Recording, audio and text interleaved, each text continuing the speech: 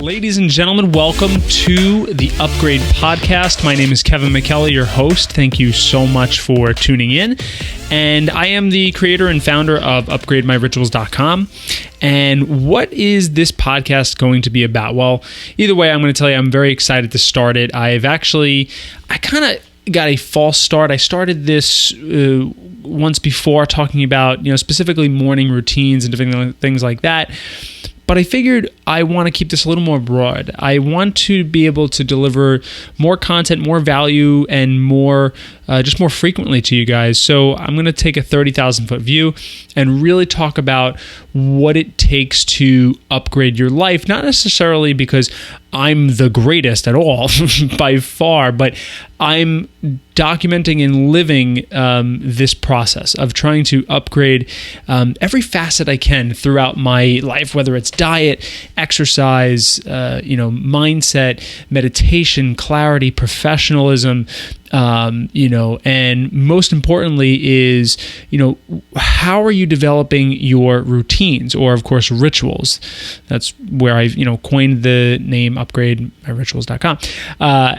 My thing is I want to teach you guys what has worked so well for me. And what's worked so well for me is having consistent routines throughout the day. So what is it the first thing you wake up, your morning routine? You've heard it before. A morning routine is great. All the high performers and high achievers have a morning routine. But what happens when, say for, a good percentage of you guys, what happens when you actually first walk into the office or, walk into the classroom or walk into the yard or wherever you're walking into? What is the first thing you do? What's your startup routine look like? What is it that you kind of, is the first thing kind of just like hang out in the conference room for 10 minutes and drink some coffee, or do you bang out some emails, whatever it is? What is that thing you do right when you get home? You're shot. You just worked, 8, 10 hours, whatever it is. You walk in the door and, you have a decision to make. You have a choice in front of you, and what is the routine that we put in place so we don't have to worry? And then finally, like at the end of the night, when you're shot, and all you want to do is go to bed, are there systems in place that can actually help you move the needle just 1%, 5%, 10%, whatever it is? And that is my mission. I'm going to tell you today in the episode a little bit about who I am, kind of what got me to this place, and why I'm going to be doing what I'm doing for hopefully a very long time, because I think this is really, really what just means so much to me. So let's backtrack, to really when I was in high school. And in high school, I made a decision that I was very serious about. And it wasn't a wrong decision, but it wasn't the path professionally that I'm leading today. I wanted to be a high school band director. And, I play the euphonium. Actually, I literally just was practicing a little bit. I have a gig tomorrow. And, I was so serious about being a band director, a high school band teacher, and I was tunnel vision, for what I thought was tunnel vision back then. For the next 4 years, I was very serious about, I never even thought once of what maybe something else I can do with my life.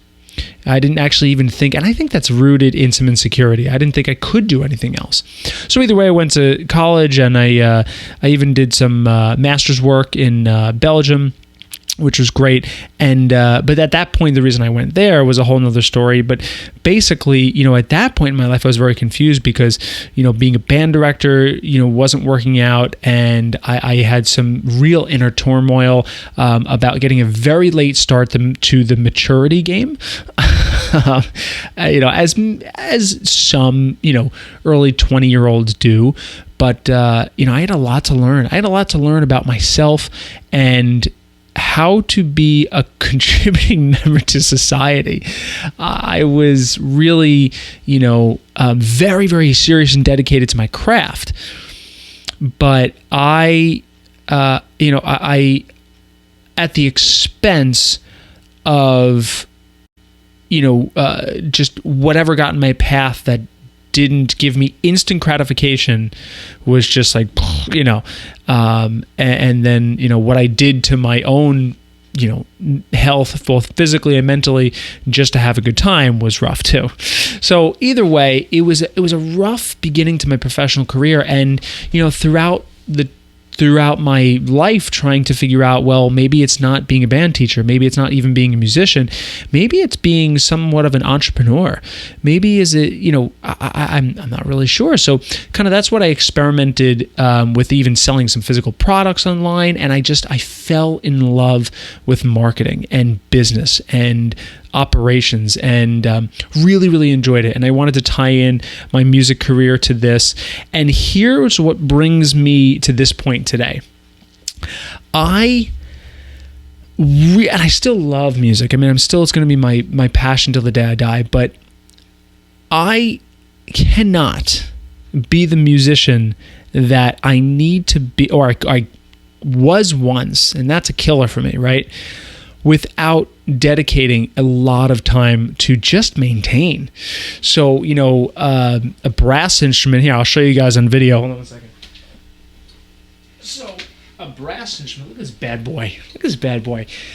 This is called the euphonium for those viewers out there. This is almost like a small tuba, right? And this thing takes a lot of physical,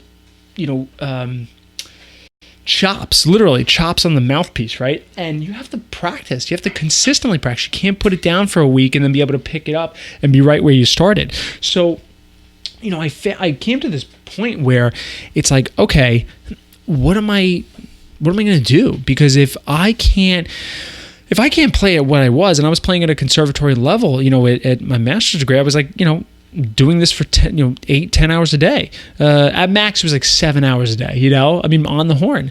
So I said to myself, okay, well, what am I going to do? And I had to make that decision to shift this music making process to, a more of a hobby.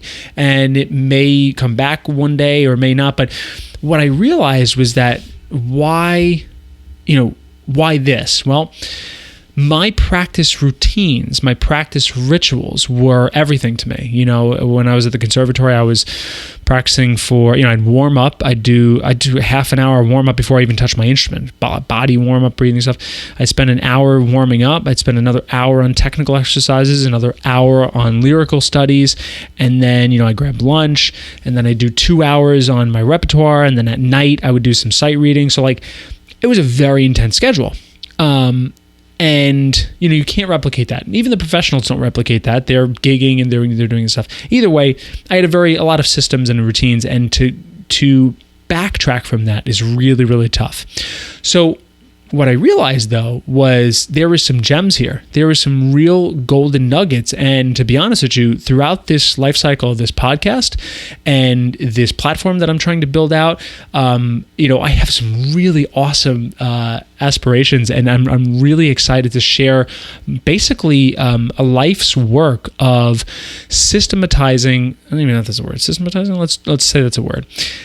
Systemizing. No, let's go with systematizing. To try and figure out what moves the needle for me. What is it that, if I'm working out, what do I have to do every week to move the needle to be able to either lift more or gain more muscle or lose, a little bit more fat? Eating right. What do I have to, what habits do I have to create to be able to eat better? For instance, like my habit now, I have completely got to a super, super specific routine for my breakfast, and I don't really eat lunch. But it's always the dinners, right? So the dinners right now, I say to myself, okay, well, 4 out of the 3 nights, that's it. Just 4 out of the 3 nights first, I'm going to have healthy dinners. And I, take all the, systems in place on a Sunday. I have to go shopping and make sure I get XYZ for, Monday, Wednesday, Friday, whatever it is, right? And I want to share all this stuff with you because there is some real interesting things that I've learned. And in the next few episodes, I'm going to be going over the very kind of, again, keeping it 30,000 foot view, because we have a long time together, and I'm going to really work with you guys in trying to teach you this stuff. And all this stuff is, some of it is taken from other thought leaders and other practitioners in the productivity and personal development space.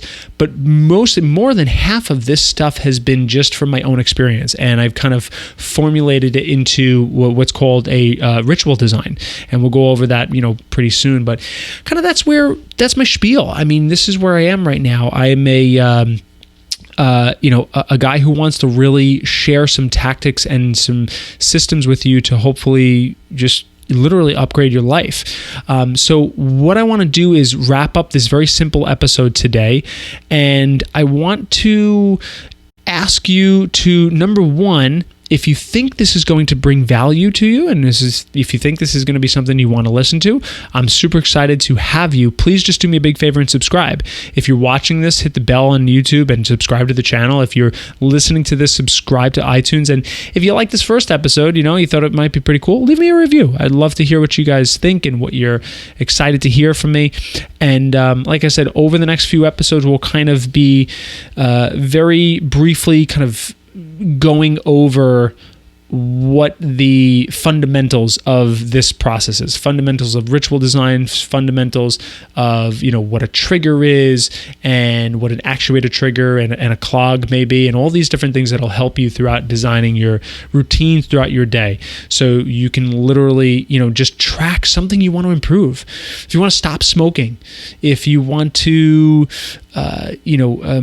learn a new hobby, learn a new sport, if you want to pick up an instrument, whatever it may be, it just takes time, but consistent action, right?